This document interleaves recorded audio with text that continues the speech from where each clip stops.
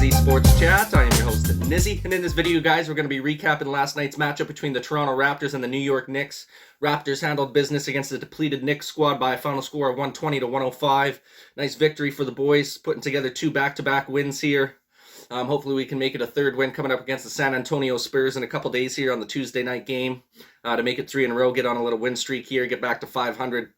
Basketball would be nice to see. Right, real quick before we start breaking down last night's matchup, you guys, if you can go ahead and like this video. If you like sporting content like this, go ahead and subscribe to the channel if you're looking for more sporting content like this in the near future. Been getting a lot of support from you guys lately, and I greatly appreciate it, man. We're going to keep coming out with as much content as possible for you guys. But without further ado, man, let's go ahead and start breaking down this matchup from last night. Like I said, it was a 120 to 105 victory for the Toronto Raptors. Knicks fall to 17-20 on their season. Now Raptors improved to 16-17 on the season.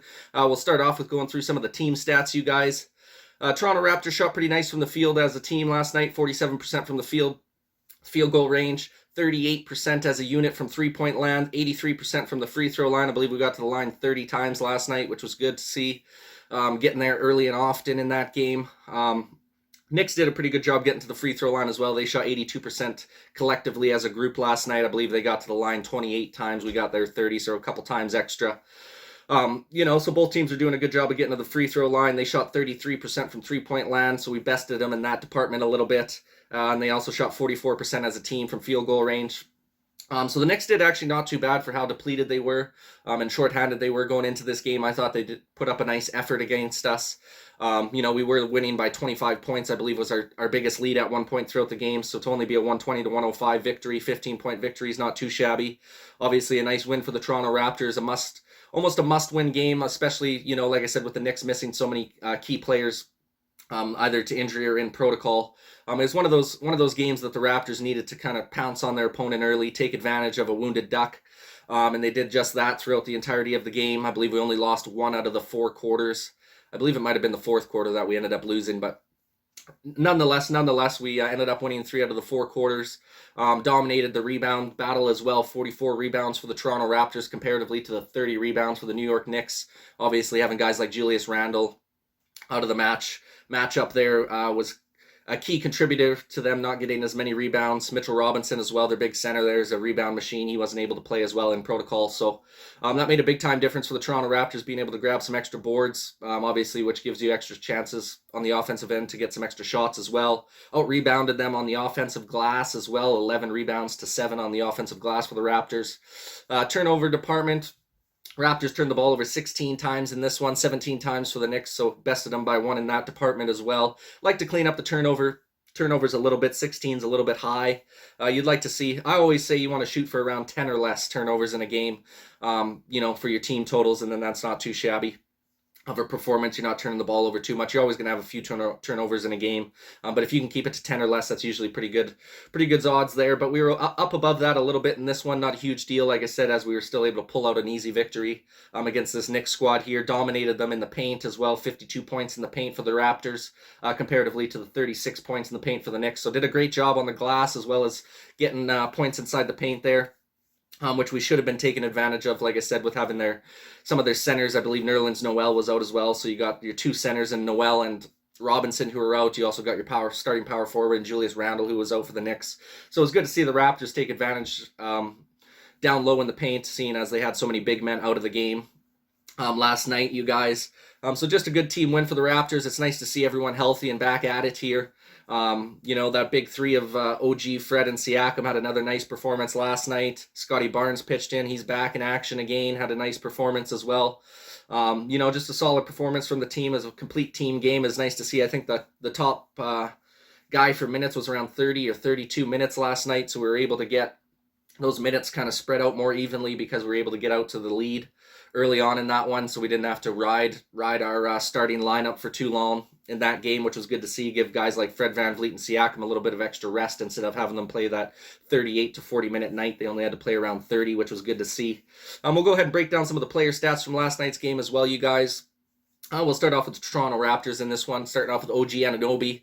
Shot 4 of 11 from the field last night. A bit of a quiet night for the guy, but still got it done on the defensive end with 3 steals, finishing off the night with 14 points, 3 rebounds, 1 assist, and 3 steals. Nice, solid Solid performance from OG. Was playing real well on the defensive end of the floor, pitched in offensively when he could, but didn't really need to do a lot on the offensive end. It was really Fred VanVleet's night. Siakam had a good offensive game as well last night, had some guys off the bench pitch in for you as well. So Freddie had an outstanding game, you guys. 35 points, 5 rebounds, 5 assists, and 1 steal, shooting 11 to 17 from the field. So nice shooting numbers. The guy's just taken over full control as being the bona fide, floor general / leader of this team. I mean, he's had a couple outstanding 30-point performances the last 2 games here. Hopefully that trend continues going forward here. I mean, if anyone should be making the All-Star squad from our team, I believe it should be Fred VanVleet, you guys. I think he deserves that honor more than anyone else on the squad so far this season. So I'm really hoping that he gets the All-Star nod here come the All-Star game in a month or so. But we'll have to see what happens with that. And then we got Gary Trent Jr., you guys. He had a bit of a rough go last night. Didn't really get a lot of playing time. I think he finished the night with 19 minutes. A lot of that was to do with his foul trouble. I believe he had 5 fouls early on. I think it was like within the first couple minutes of that third quarter. He had already picked up his 5th foul of the game. So obviously he got sat on the bench there after that. Not much you can do when you're almost only one more foul to foul out of the game. So he didn't get a lot of playing time. Wasn't shooting that great either. 2 of 7 from the field, 5 points, 4 boards, and 2 assists for the guy. His shooting stroke's been a little bit off for the last few games. He's been bricking up a lot of shots. I'm not too concerned when we're winning. Nice to see us being able to get the win. Obviously, he wasn't able to play a lot of minutes in this game, so he couldn't take that many more shots. But still only went 2 of 7 from the field on the shots that he did take. So hopefully he can kind of get out of his shooting slump that he's been in the last few games coming up here shortly.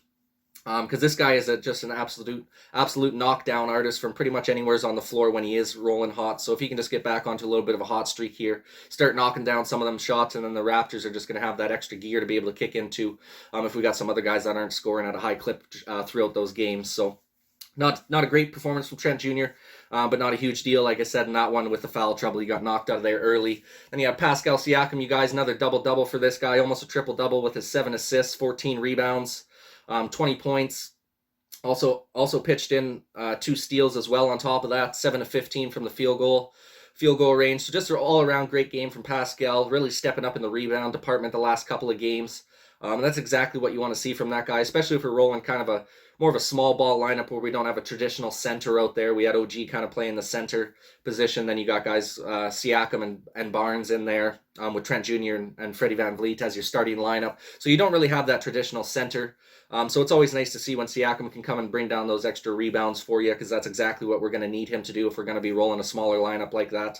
So good to see him getting those high rebound totals the last couple of games. Hopefully he can keep that moving forward.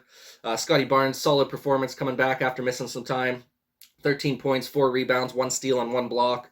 Shot 4 of 9 from the field, so not a terrible performance whatsoever. Just brings that energy and that juice out on the floor. The communications there, the effort, the IQ while he's out on the floor. All those little things that maybe don't show up on the stat sheet, he brings on a nightly basis. So you can never complain about his effort and his quality of play out on the floor, whether, he be one of the main impact players on the court at that time, or if he's just a guy who's trying to fit in where necessary. He's just real good at reading the moments throughout the game and what he needs to be doing to help out his team. So another good performance, solid performance from Scotty Barnes in that one, you guys. Boucher was solid off the bench as well for us. 12 points, 4 boards, 2 steals, and 2 blocks, 4 of 7 from the field.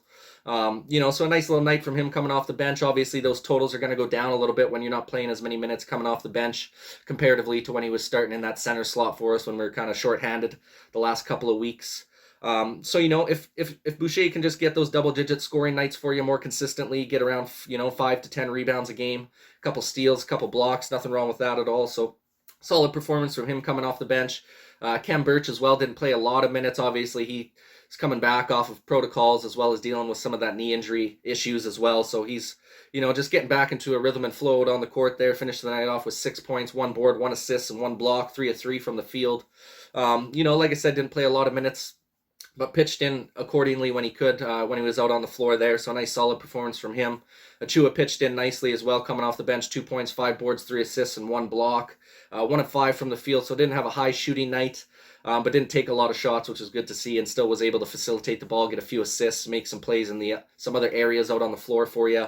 Yuta as well, 4 points, 2 boards, 1 assist, 1 of 3 from the field last night.